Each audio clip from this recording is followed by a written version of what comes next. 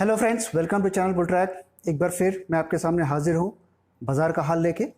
दोस्तों, बाज़ार में रैली चल रही है और इस रैली के बारे में हमने आपको बहुत पहले ही इंडिकेशन दे दिया था। अब इस रैली को देख के बहुत लोग थोड़ा कंफ्यूज्ड हैं, क्योंकि बाजार में हर तरफ से नेगेटिव न्यूज आ रही है, लेकिन बाजार ऊपर ही चढ़ता जा रहा है। कुछ लोगों को ये डर लगने लगा है कि कहीं उनसे ये रैली छूट तो नहीं गई। जिन लोगों ने 7500 के आसपास बाइंग की थी वो थोड़े बहुत खुश हैं, क्योंकि उनका पोर्टफोलियो प्रॉफिट दिखा रहा है।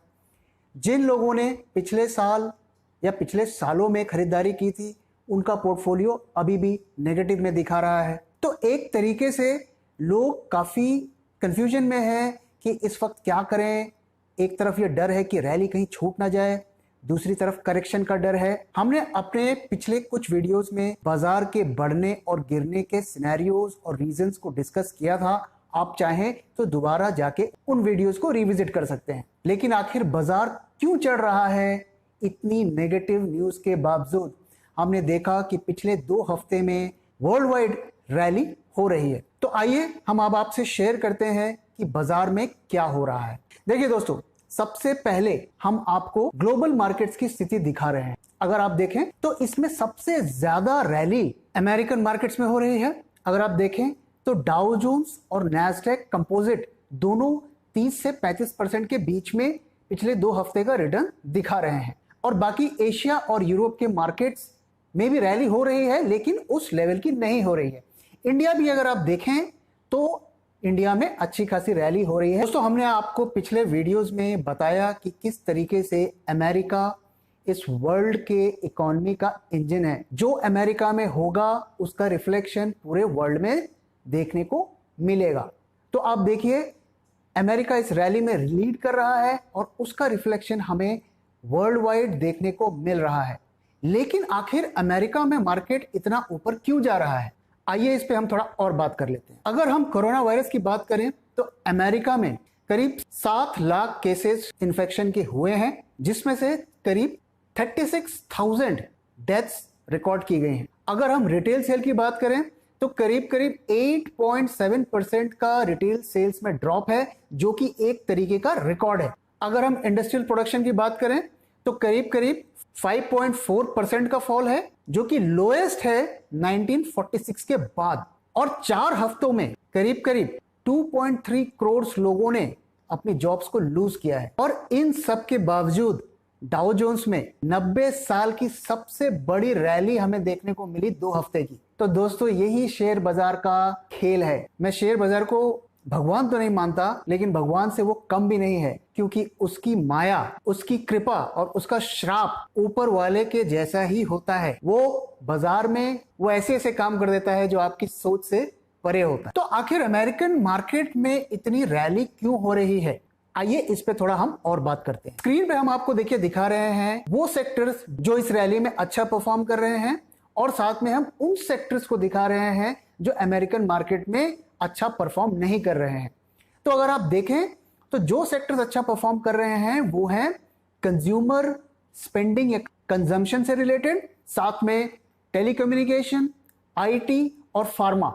अब देखिए, फार्मास्यूटिकल्स के शेयर में रैली करना अंडरस्टैंडेबल है, क्योंकि हेल्थ की क्राइसिस है।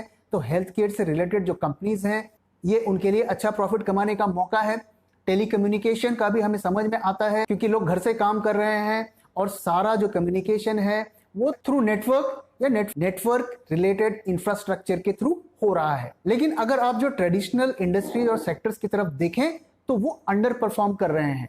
यहाँ पे आप गौर से देखिए तो फाइनेंशियल सेक्टर भी काफी बुरा परफॉर्म कर रहा है। और एक और बात जो गौर करने वाली है कि कुछ 4-5 कंपनियों ने इस रैली में बहुत ज्यादा कंट्रीब्यूट किया है।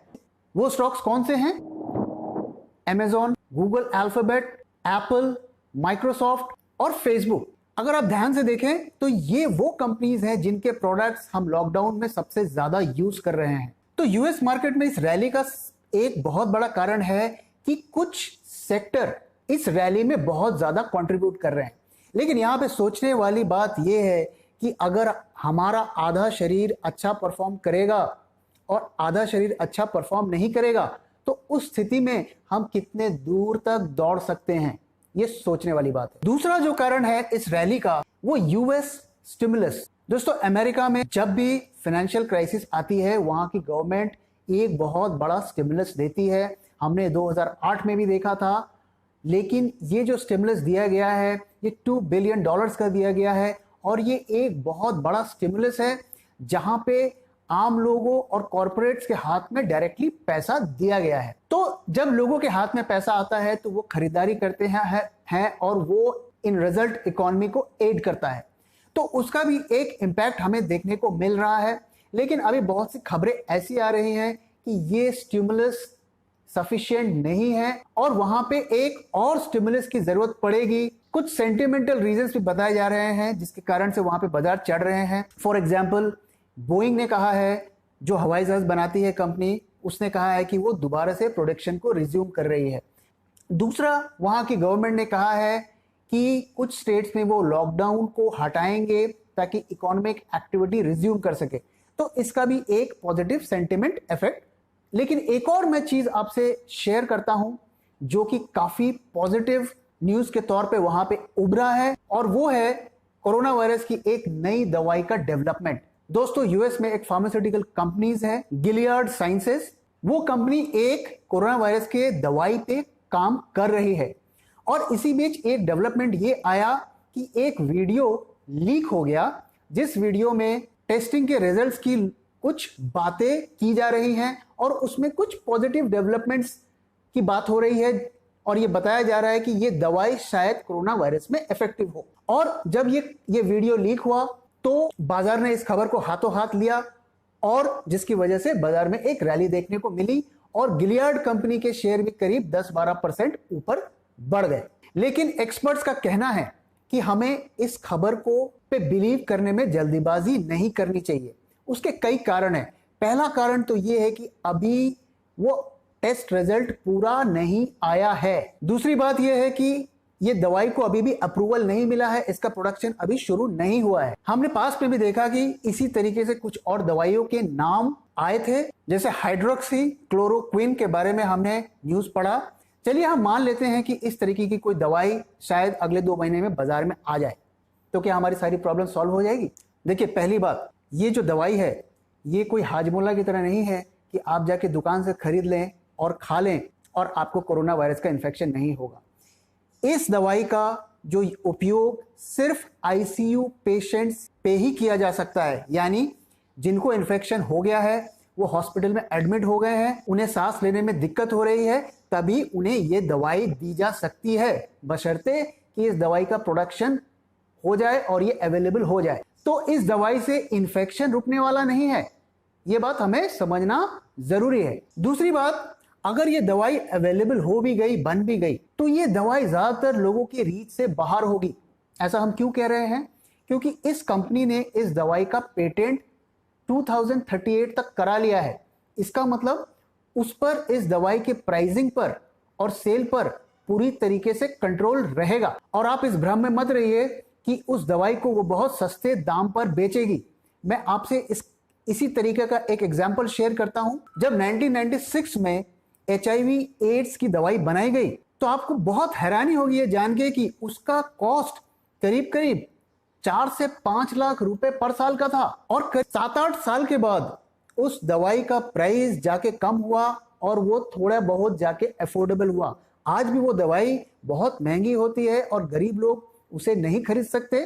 तो आप ये मान के चलिए कि अगर कोरोना वायरस की कोई मेडिसिन बनती भी है तो वो इतनी अफोर्डेबल नहीं होगी कि उसे हर कोई खरीद सके, ऐसा मेरा अनुमान है। अब देखिए परिस्थिति क्या है कि आज के दौर में हमें मास्क और PPE ही नहीं मिल पा रहे हैं सफिशिएंट क्वांटिटी में। तो हम कैसे ये मान लें कि जब दवाई आएगी तो हर इंडियन को या हर सिटीजन को वो बहुत आसानी से मिल जाएगी? अब हम आपसे कुछ ऐसे इंडिकेटर्स शेयर करते हैं जो हमें बाजार की स्थिति के बारे में थोड़ा और रोशनी दे सकता है। देखिए सबसे पहले अगर आप क्रूड का प्राइस ट्रैक कर रहे हैं तो क्रूड $20 से नीचे आ गया है, जो कि 2002 के से भी लोअर लेवल्स का है। तो क्रूड का प्राइस हिस्टोरिकली तब नीचे गया है जब लोगों को लगता है कि इंडस्ट्रियल प्रोडक्शन जल्दी बढ़ने वाला नहीं है। दूसरी चीज, अगर हम ट्रेजरी यील्ड की बात करें यूएस मार्केट्स में, तो वो काफी गिर गया है और 0.60 के लेवल पर आ गया है, दोस्तों मैं इसको अब थोड़ा और समझाता हूं। देखिए, जब बड़े बड़े इंस्टीट्यूशनल प्लेयर्स को बाजार में इन्वेस्टमेंट करने में डर लगता है तो वो बाजार से पैसा निकालकर ट्रेजरी बॉन्ड्स में डाल देते हैं, जिसकी वजह से ट्रेजरी बॉन्ड्स का भाव बढ़ने लगता है और उसकी यील्ड कम हो जाती है। ट्रेजरी बॉन्ड्स में क्यों पैसा लगाते हैं? क्योंकि ये दुनिया का सबसे सेफेस्ट इन्वेस्टमेंट होता है। तो यहां पे गौर करने वाली बात यह है कि जो स्मार्ट मनी है वो बाजार से निकलकर ट्रेजरी बॉन्ड्स में जा रहा है, जो कि बाजार के लिए एक अच्छा संकेत नहीं है। दूसरा, अगर आप देखें, चाइना की जीडीपी कॉन्ट्रैक्ट कर रही है और ये 6.8% का इसमें फॉल आया है। अब इसको कुछ लोग अच्छी खबर मान के चल रहे हैं, कुछ लोग बुरी खबर मान के चल रहे हैं। अच्छी खबर इसलिए क्योंकि अंदेशा 10-11% के फॉल का था, और बुरी खबर इसलिए कि फॉल तो फॉल ही होता है।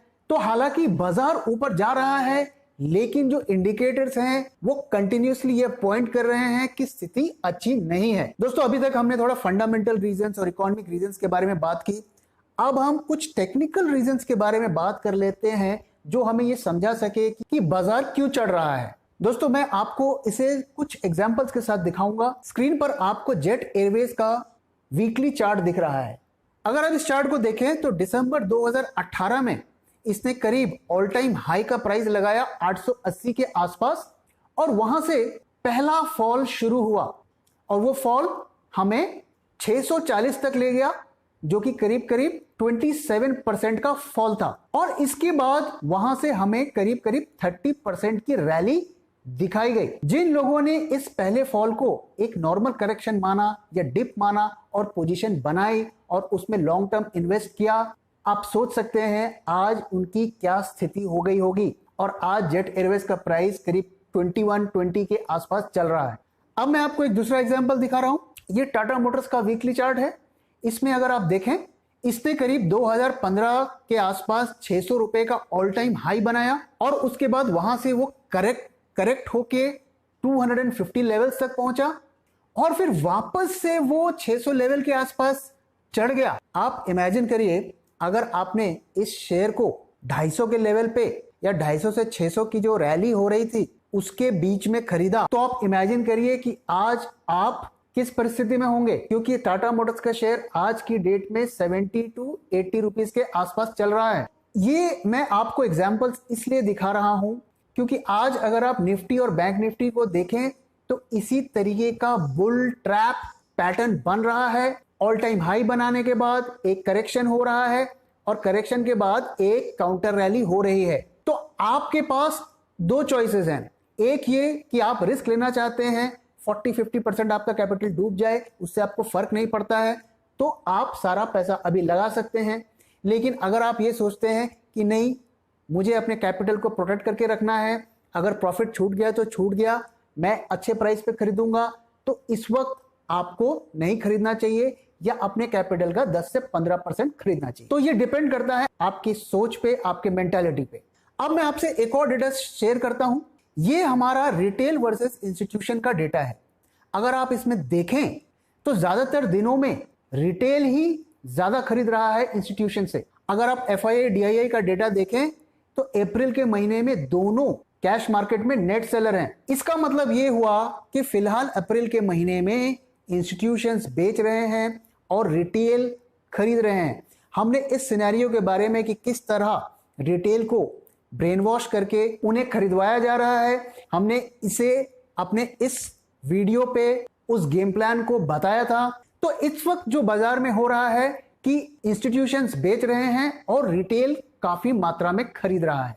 तो जैसा कि हमने पिछले वीडियोस में बताया कि बाजार का जो आउटलुक है आने वाले कुछ दिनों में ये बुलिश टू न्यूट्रल रहेगा, क्योंकि बाजार थोड़ा अब टायर्ड लगने लगा है और हमें अगले लेवल की करेक्शन अप्रैल एंड या मई के महीने में देखने को मिल सकती है। तो आने वाले टाइम में निफ्टी और बैंक निफ्टी में क्या होने वाला है, हमने अपने पिछले वीडियोस में आपको बताया कि निफ्टी का 9930 का टारगेट है और 9700 पे एक अगला रेजिस्टेंस है। तो अगले 1-2 दिन में आपको छोटा मोटा एक करेक्शन दिख सकता है। अगर हम बैंक निफ्टी की बात करें तो बैंक निफ्टी ऑलरेडी हमें टायर्ड लगने लगा है। 21,500 का टॉप फिलहाल हमें दिख रहा है, और अगर इस परिस्थिति में कोई बदलाव होता है, कोई चेंज होता है, तो मैं आपको इस बारे में अपडेट करता रहूंगा। सो फ्रेंड्स, इसी के साथ इस वीडियो को मैं यहाँ पे खत्म करता हूँ। आई होप आपको ये वीडियो पसंद आया, और अगर पसंद आया है तो प्लीज वीडियो को लाइक करें, अपने दोस्तों के साथ शेयर करें और हमारे चैनल को सब्सक्राइब करें।